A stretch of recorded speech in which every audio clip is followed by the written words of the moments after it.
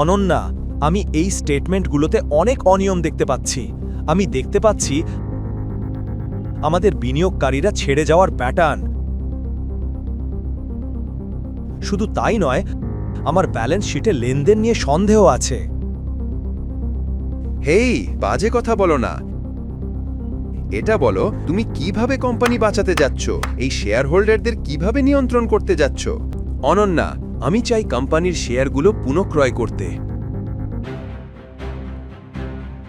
চমৎকার আইডিয়া। তুমি কি ভাবছো অভিনব? তুমি কি ভেবেছিলে আমরা এগুলো নিয়ে আলোচনা করব না?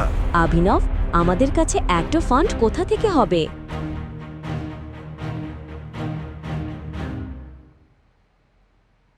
আমাকে একটা কল করতে দাও।